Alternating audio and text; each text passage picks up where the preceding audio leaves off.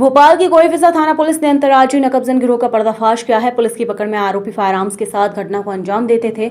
आरोपी के कब्जे से 15 वारदातों का 54 लाख रुपए कीमती मशरूं का जब्त किया गया है, जिसमें 34 लाख रुपए के सोने चांदी के जेवरात, चोरी के रुपए से खरीदा गया 3 पहिया वाहन, अचल संपत्ति की दस्तावेज, 2 देसी कट्टे, जिंदा कारतूस और ताला तोड़ने में प्रयुक्त होने वाले औजार और अन्य देश की करेंसी शामिल है। भोपाल पुलिस कमिश्नर हरिनारायण चारी मिश्र ने पुलिस कमिश्नर कार्यालय में पत्रकारों से चर्चा करते हुए कहा कि शातिर आरोपी अफरोज खान, नासिर खान, अलीम खान मूलतः उत्तर प्रदेश के रहने वाले हैं। लंबे समय से भोपाल के ग्रामीण इलाकों में रह रहे हैं। वहीं उन्होंने चोरी के रुपयों से ही भोपाल जिले में मकान, जमीन और वाहन की खरीदारी की थी। आरोपी ताला तोड़ने के लिए टॉमी और रोड के साथ पेचकस का उपयोग करते थे। पहचान छुपाने के लिए ये टी-शर्ट के ऊपर टी-शर्ट पहनते थे। उन्होंने बताया कि महुआ निवासी नसीर खान संदिग्ध परिस्थितियों में वारदात करने की नीयत से घूम रहा था, जिसे पुलिस ने घेराबंदी कर गिरफ्तार किया था। आरोपी से की गई पूछताछ के बाद अन्य आरोपियों को गिरफ्तार कर चोरी का माल बरामद किया गया है। वहीं आरोपियों ने पूर्व में कोईफिजा नगर थाना क्षेत्र के जैन नगर, विट्ठल नगर, विजयनगर में 8 चोरी की वारदातें की थी। साथ ही जहांगीराबाद, टीटी नगर, गौतम नगर क्षेत्र में भी अन्य साथियों के साथ मिलकर चोरी की वारदातों को अंजाम दिया था। आरोपी अफरोज खान के विरुद्ध भोपाल शहर के कई थानों में 1 दर्जन से ज्यादा अपराध पंजीकृत हैं।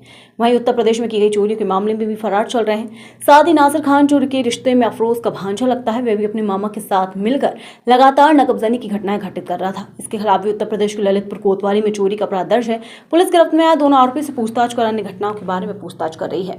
अभियान चला रखा है और खासतौर पर इस अभियान के अंतर्गत पुलिस ने एक बड़ी उपलब्धि हासिल की है। पिछले दिनों खासतौर पर इस कड़ी में कई कार्रवाइयां हुई थी, जिसमें कि वाहन चोरों के एक बड़े गैंग को भी पकड़ा गया था और नकबजनी के कई गैंग पकड़े गए। उसी कड़ी में जून 3 में एक बड़ी सफलता मिली है, जिसके अंतर्गत लगभग 15 बड़ी नकबजनियां उसमें पकड़ी गई हैं, जिसमें भी हाल में आपके सामने जैसा कि प्रदर्शित है लगभग 50 लाख रुपए के आसपास की गहने और बाकी जो जब्त सामग्री है उसकी कीमत पाई गई है।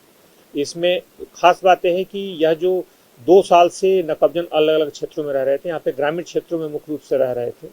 यहाँ पे ईट खेड़ी के आसपास इनका निवास था। इन्होंने वहाँ ज़मीन भी खरीद ली थी और मूलतः झांसी ललितपुर के आसपास के उत्तर प्रदेश के रहने वाले हैं।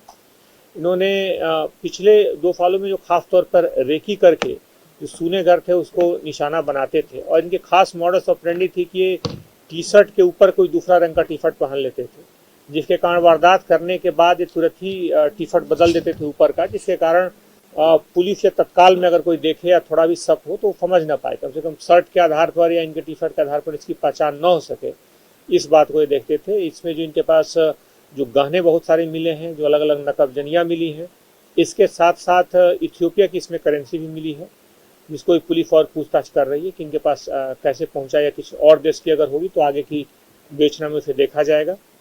इनमें 2 आरोपी पकड़े गए हैं। बाकी 2 लोगों के और नाम आए हैं जो उत्तर प्रदेश के ही अलग अलग जगह के रहने वाले हैं और इनसे कनेक्टेड हैं।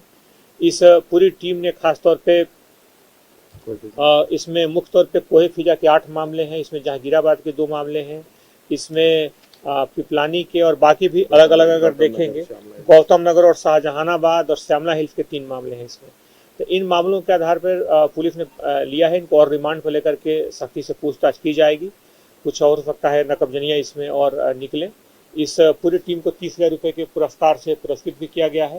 खासतौर पे ये पूरा जो डीसीपी जोन 3 के नेतृत्व में जो पूरी कार्रवाई हुई, इसमें एडिशनल डीसीपी शालिनी, एसीपी निहित उपाध्याय और जिन जवानों ने खासतौर पे काम किया उनका मैं उल्लेख करना चाहूँगा।